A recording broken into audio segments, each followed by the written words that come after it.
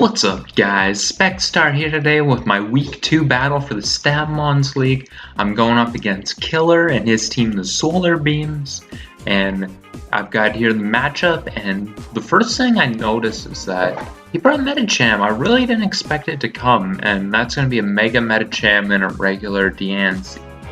Although I bet he wishes it was the other way around.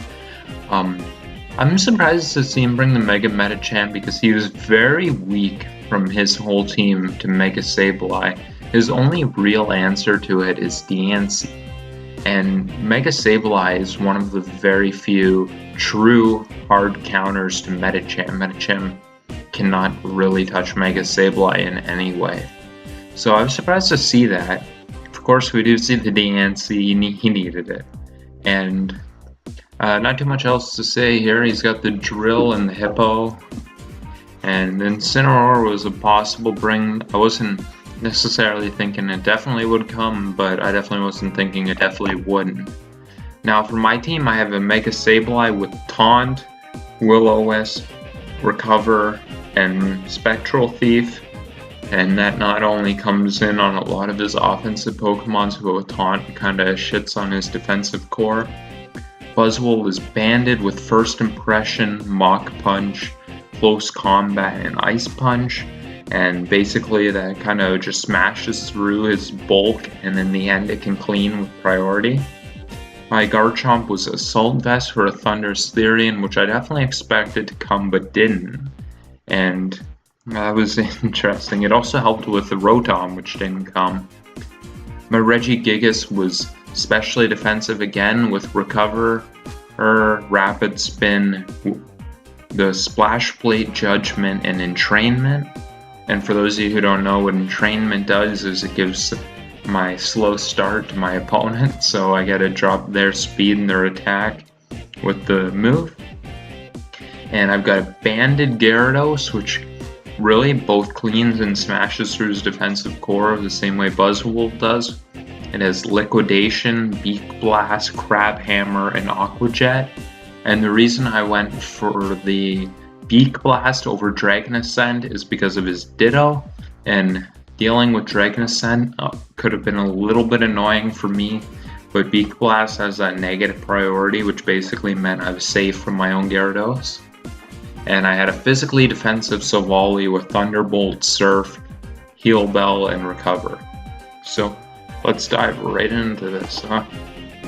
He's going to lead off with his Excadrill, which of course screams him trying to get rocks up, and we see the Mold Breaker, so I'm just going to go right for a Taunt. And he's trying to get rocks up, of course, to no avail. And here I'm just going to go for Will-O-Wisp, which is pretty safe. It covers really anything he could do. And I'm going to get him burned. And here I'm just good to go into Regigigas because if he attacks, it won't do anything, and if he gets rocks up, I can just spin them away. So here I'm free to just go for Judgment. He has no real great water switch-ins on his team at all. His whole team is either neutral or weak to water. So he went into Incineroar, and I just went into my Savali Water, which hard-walled it. And interestingly enough, he goes into Hippo, perhaps expecting Garchomp. And I'm just going to go here for Surf. I'm pretty free to do so. And he goes on to Ditto, and Savali's only two attacks are Surf and Thunderbolt. And with my Garchomp being Assault Vest, I know I take either easily. So here the Hippo play is super obvious to me. It just screams. It just screamed to me that it was coming out. So that was my cue to Mega Evolve my Sableye. I wanted to get the thing Mega'd, and that was basically my free turn to do so. So I'm going to Mega here, and I believe I just went for the Spectral Thief. Yep. And I hit the Incineroar for approximately 0 damage, but the thing doesn't scare me at all. I'm just going to go into my Gyarados here to put on a bunch of pressure. He misses Magma Storm. It wasn't really going to do anything anyway, and I was just free to go for my Liquidation. And since I'm banded, I just do a KO that Hippo, and I'm just getting a KO here. No matter what he does, I'm getting a KO. And he's just going to sack off his Incineroar. So Gyarados is going to score the first KO of the game here. and it's not looking like it's going to be Gyaradose's last because it really is a matchup here. He goes out in a Ditto, and I know that my Silvally is going to be an always answer to that. And that's exactly what I'm going to go into, even if he Beak Blast, it's doing 0, because he's that attack drop. And that's basically just my cue to click recover, get my health back. And that's what I'm going to do. He has a Diancie, which is pretty peculiar to me actually, because when is that an answer to Silvally Water? But apparently it was just some sort of pivot, I guess, to bring his Ditto back in. And I believe I'm still just going into Garchomp because why the hell not? And he goes for Slack Off to get health back up on his Ditto. And his Hippo is severely weakened, so I'm good to just go for Precipice Blades. And he sacks the Diancie, so that's another Pokemon down. Here he goes in a Ditto, and basically I know that my Garchomp's not really frightening back to me. I have a few things that can wall it, particularly Silvally Water. Interestingly, he makes a play in Excadrill. He gets up his rocks, that's fine with me. I'm just gonna go ahead and take the thing out. Him going in a Ditto, that lets me know that I'm pretty much free to go into my Regigigas, I believe.